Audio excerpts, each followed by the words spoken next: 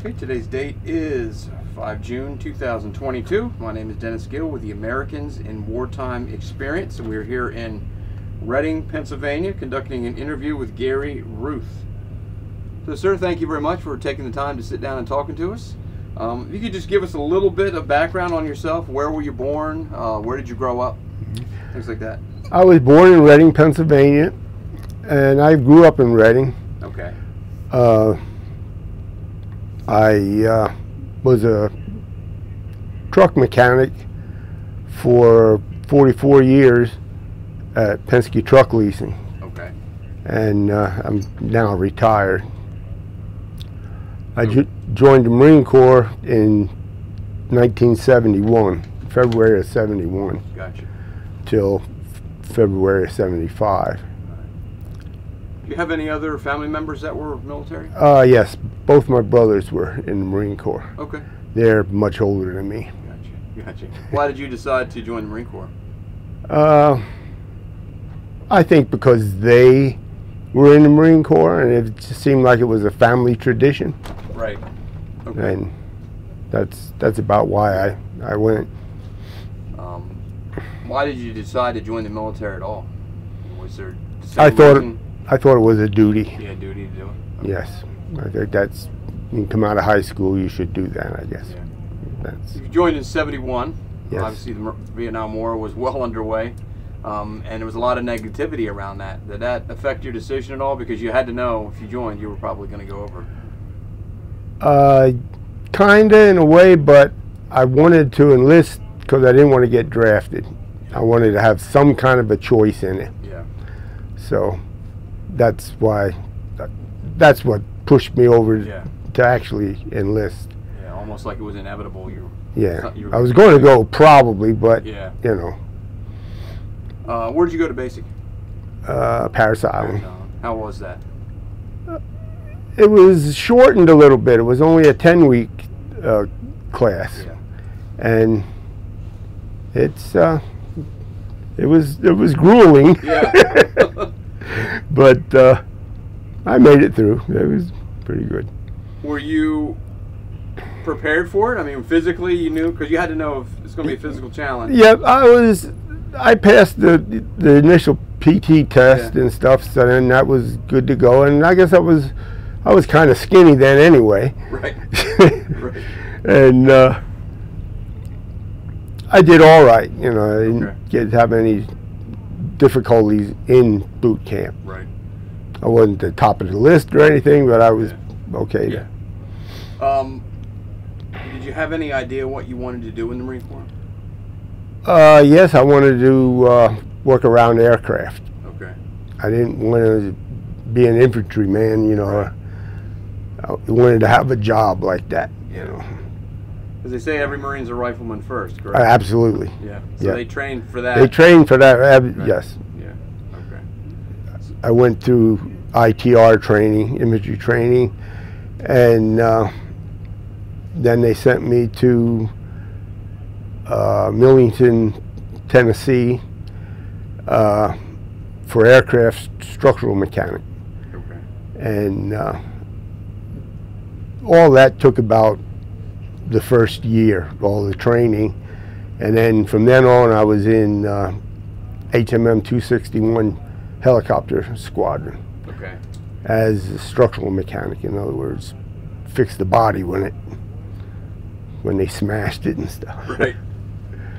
Were you able to work on any airframe and any helicopter, or just? We in our fleet, in our squadron, we had CH-46s and we had Hueys, but when we went as a composite squadron on the ships, then we had Cobras and CH-53 heavy lift helicopters. Okay. So we had 4 types on the ship, and I was, certified to work on all of them. On any of them. Okay. When did you deploy overseas?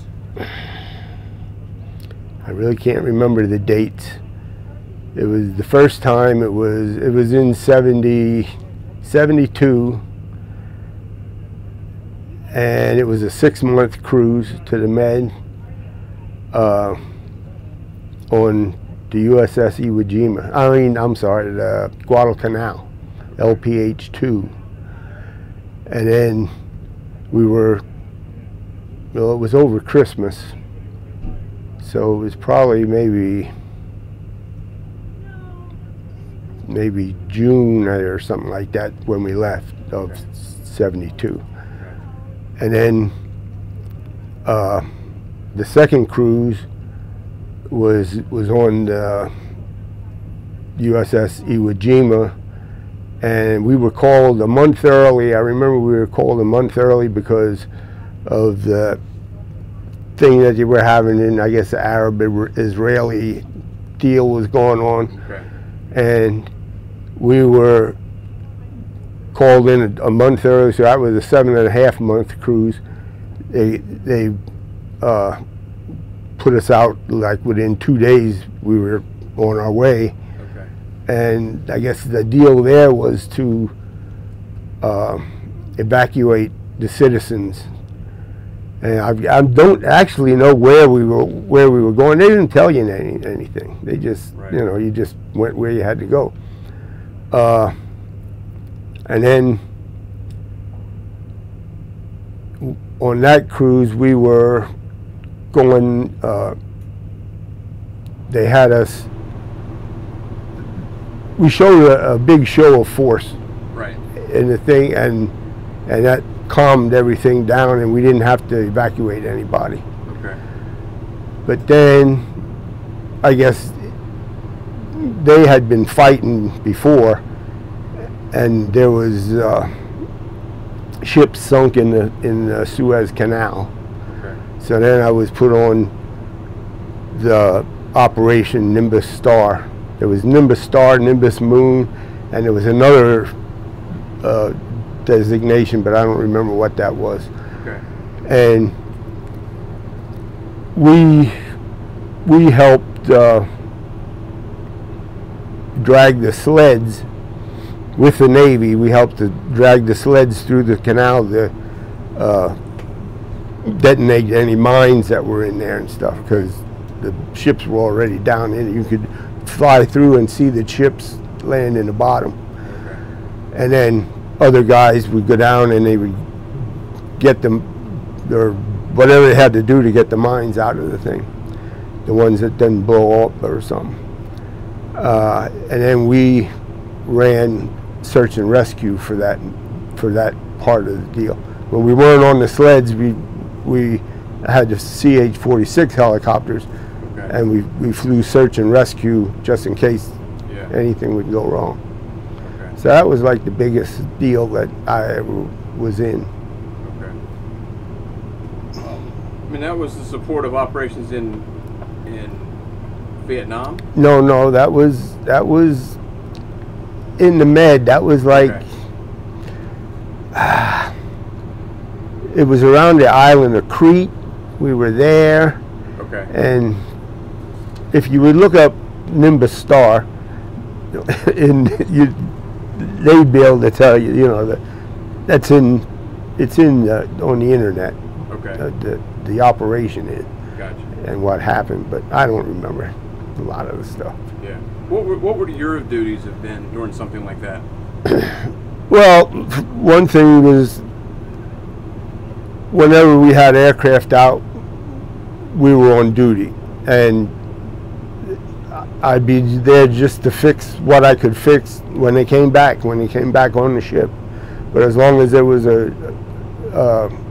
any aircraft away from the ship, we were on. It didn't matter if it was all day long or what. We used to work.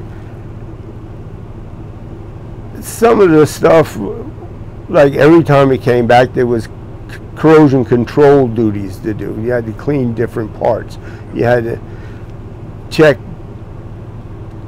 for cracks in structure and stuff like that, and check rotor blades. Not real fine, but there's leaks up there in the rotor head, and you'd have to go up there and check to see if you find any structural damage. Okay. Are there any incidents that stand out in your time? Well, yes, we were going inland, and we had a big. We were in the CH-46 helicopter, and we had a big hydraulic unit and tied to the floor. And we came off the ship, and we only had about 2 miles to go or something like that. And we lost an engine, and we started going down, and the crew chief said they opened the back ramp and cut the lines, and we pushed the thing into the ocean. Right. And right then, man, we flew up in the air like hell. It was really up at, that never had that happen to me before. Right. But I had a strap on and everything. Yeah. I wouldn't have went anywhere, but that was a pretty thing to get your adrenaline flowing. Right. That was probably the closest to an emergency that I was in. So you actually flew on some of these aircraft? Yes. Was that something you did all the time, or was it just when there was an issue, or well, an extra hand? I took gunner's training. Okay. 50 cal in there in case it was needed. Most of the time, we never had guns in the aircraft. But yes, I would go up. I'd ask for a ride. Say, can I go up with? Okay. A lot of times I wasn't needed for anything. Right. But they'd let me fly if I didn't have work to do, there. And I had, I don't know how many flight hours that I had altogether, but I'd go up in different times. Yeah. And be an observer. They'd put me down as an observer, But most of your time was spent in the Mediterranean? yes. Do you have any ports of call, R&R or anything like that? Oh yeah, rode to Spain, and we were in Cannes. We were Barcelona, Spain. It's all around. Somewhere else in Italy. I can't think any. Did you have one that was your favorite? Not really. Well, I'll tell you what. Most of us guys, we headed to the nearest bar. Right. You know what I mean? There were people there that went and saw the sights and stuff like that. And I have to admit that I wasn't one of them. I wasn't always, Right. I kind of missed that. I wish I wouldn't have done all that, but you're young. I'm young and don't know what the heck I'm doing, so But How do the people there treat you guys?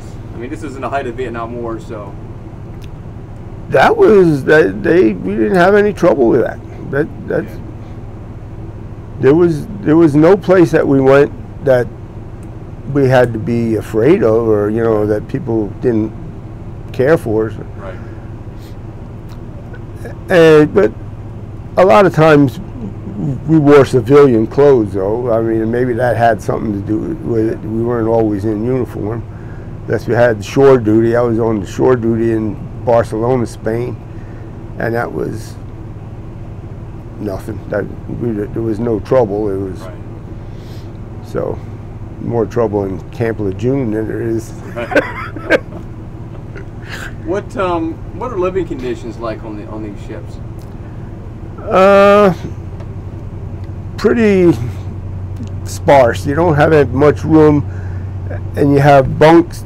You have one here, one here. You only have like a foot and a half in your body. And then the next one and the next one, and no mattress or nothing. It's a piece of canvas tied with a rope all the way around. Right. And you had a blanket and a pillow. Yeah. But like you couldn't read in bed or nothing. You'd be up there. It was pretty. It wasn't good, but yeah. And then they had little locker things, where you could put some stuff. Okay. Then they had another room where they had a table you could sit at, a couple of tables under there, and then you had your foot locker over there. Right. you had to just stack them and stuff. How about downtime on the ship? Was there anything to do, or were you busy all the time? We were busy all the time. It was 7 days. There was no day off. Okay. You didn't, when you were on the ship, every day was a work day. Okay. So, but you got used to that. Yeah. What you didn't get used to was the food. we used to call the Guadalcanal cruise. We called that the chicken cruise, because you'd have chicken in the morning, then for lunchtime you had some sort of a chicken, and then for supper time you had cut up chicken or something. Right. And the next, then like 2 hours later you walk through the galley to get somewhere, and there's a whole line of chickens laying on the thing getting ready to be made the next morning. Right. And we had chicken every day for 6 months. Wow. And I don't think there was one day out of the week that we had something different. And then the Iwo Jima cruise was a roast beef cruise. So that was a little better. That tasted. And we had different styles of beef, Right. every day. And but that was it. It wasn't, you had the sides and all that stuff, but I mean, the meat was the same all the time. That's all they had, and that's what they gave us. Yeah. Interesting. How about communicating with your family? Is it something you're able to do while you're on a cruise, or? Yeah, we had mail call. You could write letters, Okay. and that's what we did. We wrote letters, and then we got letter back. Sometime I'd be on the mail run to go to the different ships. That was a pretty neat thing to do, just as an observer, Yeah. Right. So, but yeah, we got mail maybe twice a month, probably. You'd get a whole bunch of, if they were sending you letters, you'd get a bunch of them, but it would be that's what they did. Yeah. Did you ever develop any kind of close relationship with anybody that carried on, that you kept in touch with after you got out? Yeah, I had one or two guys. Yeah.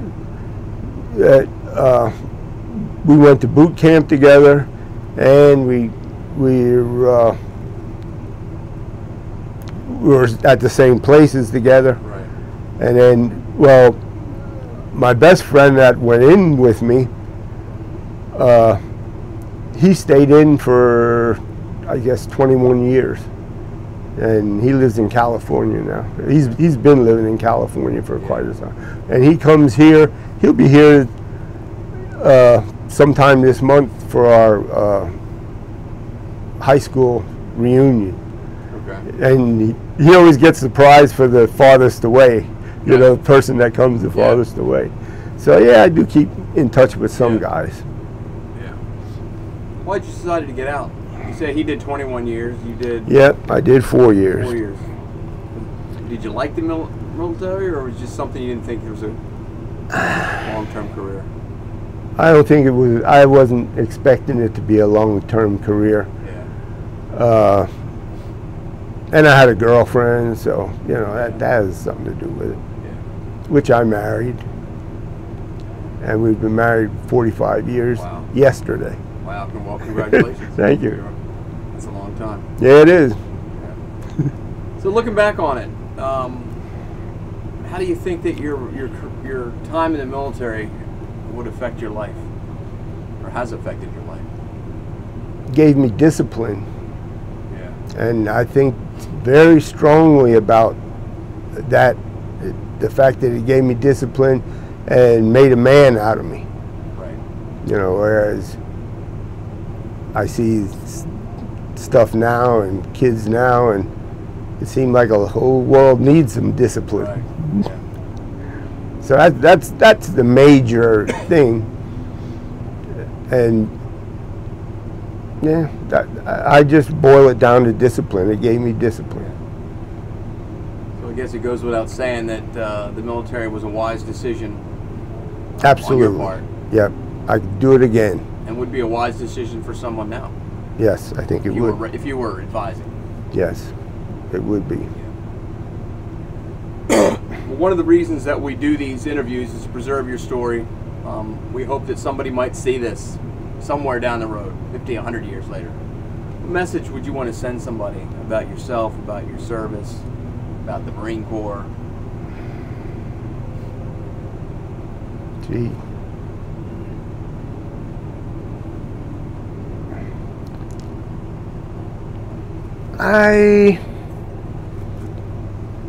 I think it was an important part of my life. I'm glad that I witnessed what I did and got to do the things that I did in there. And I'd be a different person if I hadn't gone. And I think I'm a better person for being in there, and right. You know. Is there anything else that we haven't covered that you want to talk about? I can't really think of anything. Well, on behalf of the Americans in Wartime Experience, I thank you for sitting down and talking to us, telling your story, and thank you, more importantly, for your service. Thank you. It's very much appreciated. And like you said, probably need more people who are willing to do what you did today, because discipline is severely lacking. Severely lacking.